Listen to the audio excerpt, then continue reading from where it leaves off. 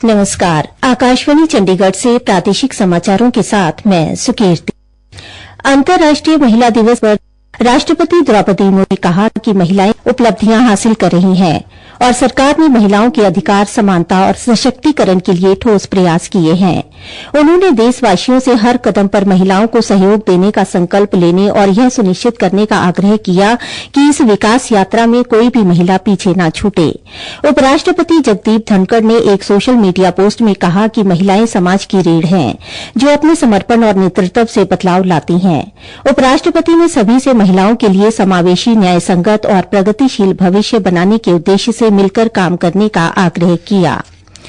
प्रधानमंत्री नरेंद्र मोदी ने अंतर्राष्ट्रीय महिला दिवस पर देश की महिलाओं को नमन किया है।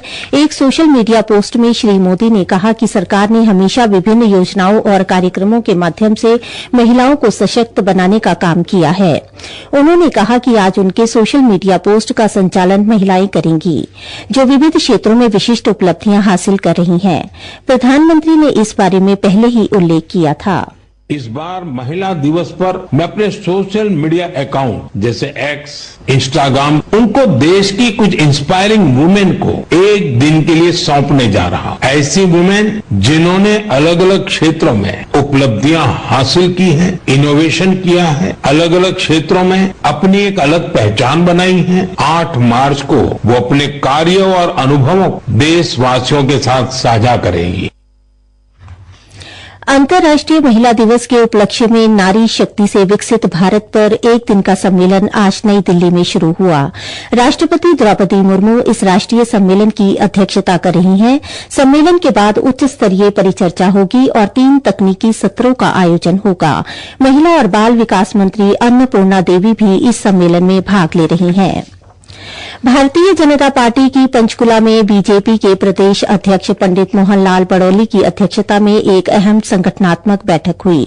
कल हुई इस बैठक में मुख्यमंत्री नायब सिंह सैनी, राष्ट्रीय उपाध्यक्ष सौदान सिंह, प्रदेश प्रभारी डॉ सतीश पुनिया, संगठन मंत्री फणिंदर नाथ शर्मा, प्रदेश महामंत्री सुरेन्द्र पुनिया, डॉ अर्चना गुप्ता और मंत्री कृष्ण बेदी समेत कई वरिष्ठ नेता मौजूद रहे।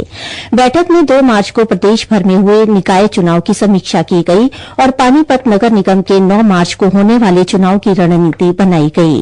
बैठक के बाद बीजेपी के प्रदेश अध्यक्ष मोहन लाल बड़ौली ने बताया, जो निकाय के चुनाव हुए हैं उसकी समीक्षा बैठक हमने की है और जो हमारा संगठन पर्व चला है इसमें सभी बूथों के बूथ की कमेटियों का गठन हुआ है। उसके बाद हमारे सभी मंडलों का गठन हुआ है और अब 9 तारीख के बाद जो हमारा आगे की संगठन की प्रक्रिया चलेगी उस विषय को लेकर हमने संगठनात्मक रूप से चर्चा की और इसी महीने सर्वदेव अटल बिहारी वाजपेयी जी का जो जन्म शताब्दी वर्ष है उसको लेकर जो प्रोग्राम है 14 अप्रैल को बाबा भीमराव अम्बेडकर के जीवन के विषय को और संविधान का गौरव अभियान जो प्रत्येक गाँव में इसके आयोजन है और जो वन नेशन वन इलेक्शन का एक कंसेप्ट ये गैर राजनीतिक ढंग से जिस प्रकार से देश में आया उस पर चर्चा की है। बैठक में पार्टी के और विस्तार पर भी चर्चा की गई और साथ ही विधानसभा सत्र में उठने वाले मुद्दों पर भी व्यापक वार्तालाप हुआ। निर्वाचन आयोग ने कहा है कि वह अगले 3 महीने में डुप्लीकेट मतदाता फोटो पहचान पत्र संख्या से संबंधित दशकों पुराने मुद्दे का समाधान करेगा। आयोग ने कहा कि उसने तकनीकी टीमों और संबंधित मुख्य निर्वाचन अधिकारियों के साथ विस्तृत चर्चा के बाद यह निर्णय लिया है। पंजाब के राज्यपाल और चंडीगढ़ के प्रशासक गुलाब चंद कटारिया की अध्यक्षता में पंजाब राज्य भवन में राज्य सैनिक बोर्ड की 34वीं बैठक में शहीदों, भूतपूर्व सैनिकों, युद्ध विधवाओं और उनके आश्रितों के परिवारों के लिए विभिन्न कल्याणकारी उपायों की समीक्षा की गई। बैठक में राज्यपाल ने भूतपूर्व सैनिकों के लिए कल्याणकारी पहलों के कार्यान्वयन का आकलन करने के लिए नियमित बैठकें आयोजित करने के महत्व पर जोर दिया। राज्यपाल ने रक्षा सेवा कल्याण विभाग में अधिकारियों की कमी को तत्काल दूर करने की आवश्यकता पर जोर दिया। चर्चा का एक महत्वपूर्ण केंद्र अग्निवीरों का पुनर्वास रहा। राज्यपाल ने अग्निवीरों को सरकारी नौकरियों में शामिल करने और पंजाब के निजी क्षेत्र में उनके लिए अधिकतम रोजगार के अवसर सृजित करने पर बल दिया। हरियाणा विद्युत विनियामक आयोग ने राज्य में हरित ऊर्जा को बढ़ावा देने के लिए हरित ऊर्जा ओपन एक्सेस विनियमन 2023 में एक महत्वपूर्ण संशोधन किया है। इसी के साथ ही प्रादेशिक समाचार समाप्त हुए।